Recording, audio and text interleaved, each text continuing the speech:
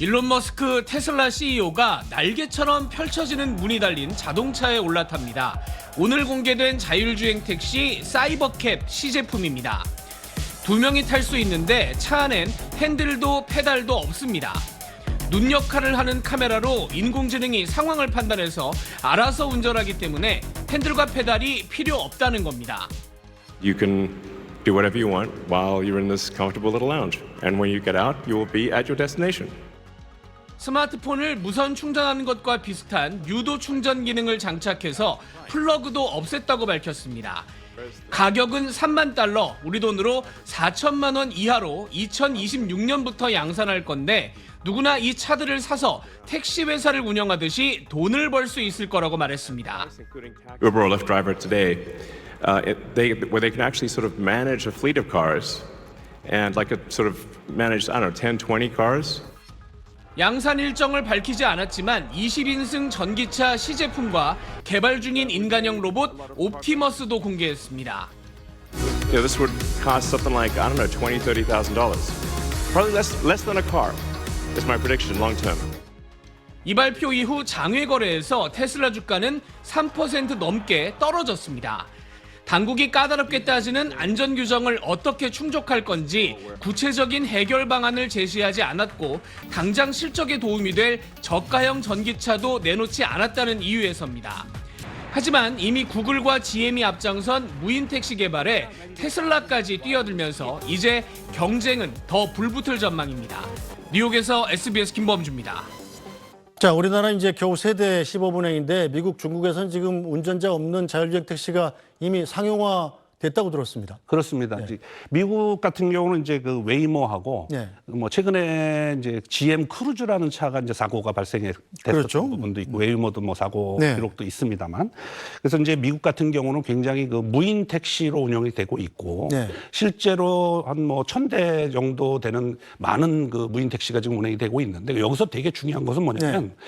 그 차들이 운행을 하면서 어떤 주변의 상황이라든지 어떤 이런 것들을 데이터를 계속 수집하는 것이 굉장히 좀 중요합니다. 우리나라도 이제 비록 운전자는 있지만 그런 주행 기록을 주행 거리를 좀 충분히 많이 주행을 하다 보면 그거에 대한 그 데이터들을 취득을 해서 네. 그걸 나중에 다른 차에 적용을 할 수 있는 부분들이 있기 때문에 그런 데이터베이스를 많이 얻는 게 좋은데 사실은 이 미국 같은 경우도 그렇고 중국도 지금 굉장히 7천만 킬로 정도의 어떤 데이터베이스가 돼 있어서 네. 그런 걸 활용하는 데 있어서도 굉장히 중요한 데이터로 볼 수가 있기 때문에 네. 뭐 미국이나 중국 같은 경우는 좀 앞으로 더 5단계 이상으로 갈 수 있는 그런 데이터들을 축적하고 있다라고 보시면 될 것 같아요. 네, 저 그럼 우리나라하고 기술 수준이 미국, 중국하고 얼마나 차이가 나는 건가요? 뭐 단계로 보면은 이제 우리나라 같은 경우는 3단계 수준이라고 보시면 돼요. 왜냐하면 사람이 일단 네. 운전을 하시니까. 그런데 이제 미국이나 중국 같은 경우 사람이 없어요.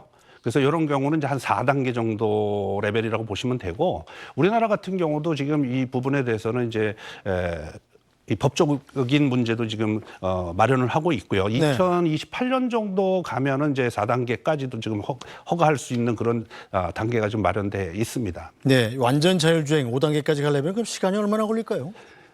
지금 테슬라가 아직 이게 이름이 거론이 안 됐습니다만 네. 사실 테슬라가 무인 택시나 로봇 택시를 출시한 적은 없어요. 그런데 이제 테슬라 같은 경우가 8월 8일 날 무인 택시, 로봇 택시를 출시한다고 그랬다가 다시 연기했잖아요. 연기하면서 예. 10월 10일 날 이제 한다고 그랬는데 우리가 좀 여기서 사실 5단계 그러면 아예 핸들까지도 없는 단계라고 보시면 돼요. 네.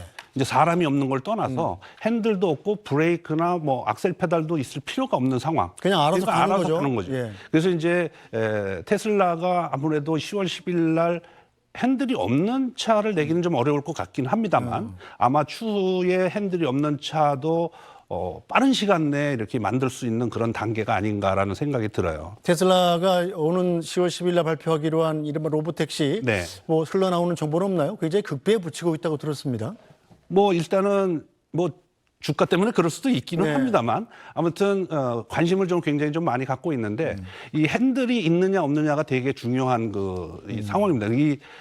특히나 이 테슬라 같은 경우는 기존에도 이제 오토파일럿이라든지 FSD라든지 그렇죠. 이런 걸 통해서 데이터를 엄청나게 수집을 해서 AI라고 인공지능을 포함한 자동차가 나올 것이다라고 지금 현재는 추측을 하고 있습니다만 아무래도 지금 나와 있는 이 무인 택시보다는 좀 더 앞으로 이 진화된 네. 그런 로봇 택시가 나오지 않을까라는 그런 추측을 해봅니다. 네, 자 해외 사례도 좀 보겠습니다. 미국 캘리포니아에선 지난 2022년부터 이 자율주행 택시가 처음으로 유료로 운행되기 시작했죠. 자, 도입 이후에 편리하다는 반응도 많았습니다만 안전을 이유로 한때 운행이 정지되기도 했습니다. 미국 샌프란시스코에서 지난 8월 영업을 시작했던 자율주행 택시 크루즈가 석 달 만에 운행 정지 조치를 당했습니다. 크루즈는 자동차 회사 GM이 주도하는 무인 택시 회사입니다. 캘리포니아 자동차관리청은 크루즈가 공공장소에서 운행하는 것이 안전하지 않고 자율주행 기술이 안전한지에 대해서 잘못된 정보를 표시했다는 이유를 들어서 운행 허가를 정지한다고 발표했습니다. 크루즈는 샌프란시스코에서 자율주행 택시 영업을 시작한 직후부터 도로 곳곳에서 멈춰서고 교통 흐름을 막으면서 낮 50대, 밤 150대로 운행이 제한돼 왔습니다. 그런데 이번 달 초엔 뺑소니 차에 치인 보행자가 크루즈 택시에게 2차로 충격을 받고 중상을 입는 사건이 이어졌습니다. 회사 측은 택시가 사고 후 보행자를 확인하고 급제동을 걸었다고 해명했지만 다시 한번 안전성 논란을 불러왔습니다. These are big vehicles that can inflict damage if there are crashes or if they hit pedestrians and bicyclists and so on.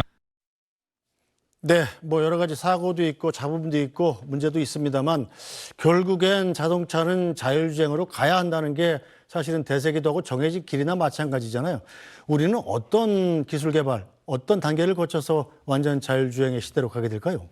지금 이제 우리나라 같은 경우는 이제 걸음마 단계, 네. 걸음마라기보다도 이제 어머니 뱃속에서 네. 이제 나온 단계고 네. 미국이나 중국 같은 경우는 이제 서서 있는 단계거든요. 네. 그러기 위해서는 이제 법 개정도 빠른 시간 내에 이제 좀 지원을 해줘야 되고, 그다음에 데이터를 이 수집하기 위해서는 좀 많은 차들이 이제 도로에서 이제 도로 단위에 대해서 그 데이터를 좀 게더링하는 수집하는데 좀 해야 될 필요성이 있고요. 네. 그다음에 이제 이게 무인 택시다라고 나오면 네. 뭐 노약자라든지 아니면 이 사회적 부분에서 많이 활용될 수 있는 가능성들이 있기 때문에 그렇죠. 어쩔 수 없이 이런 안전사고가 있음에도 불구하고 우리는 이제 이런 그 자율택시, 무인 택시에 대해서는 좀 많은 데이터 또는 기술 축적을 좀 해서 빠른 시간 내에 미국이나 중국처럼 좀 따라갔으면 좋겠다라는 그런 생각이 듭니다.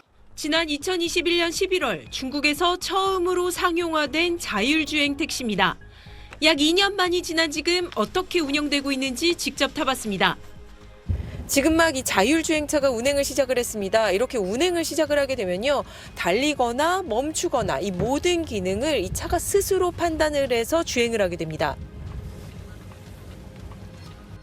자체 앱에 탑승지와 목적지를 입력하면 자동으로 경로를 만들고 차량 내 모니터에 표시합니다. 신호 준수는 물론 주변 차량과 오토바이, 자전거, 보행자 움직임도 실시간으로 감지합니다. 它自己减速吗？对，自己减速，转正也刚才自己打的，因为这个车不是一直慢速行驶吗？ 차 지붕에 설치된 전방위 레이더 덕분입니다. 咱们车顶有一颗圆柱的一个激光雷达，它可以监测到360度的一个环形范围，它的距离大概在245米左右。 중국에선 베이징을 시작으로 상하이, 광저우, 우한 등에서 자율주행 택시가 운행 중인데 상용화 이후 이용 건수는 500만 건에 달합니다. 현재까지는 만일의 사고에 대비해 안전 요원이 동승하지만 점차 완전 무인주행 횟수를 늘린다는 계획입니다. 또 우한에선 이번 달부터 자율주행 택시 24시간 영업을 시작하고 베이징에선 공항까지 40km 구간의 자율주행 택시 운행을 승인하는 등 서비스 영역도 확장하고 있습니다. 중국에선 자율주행 택시 상용화 이후 안전사고는 없었다고 주장하지만 지난 2021년 자율주행 차량이 화물차를 들이받아 탑승자가 숨졌고 지난해엔 접촉사고 후 뺑소니 논란에 휩싸이는 등 안전성에 대한 우려는 끊임없이 제기되고 있습니다. 베이징에서 SBS 권란입니다.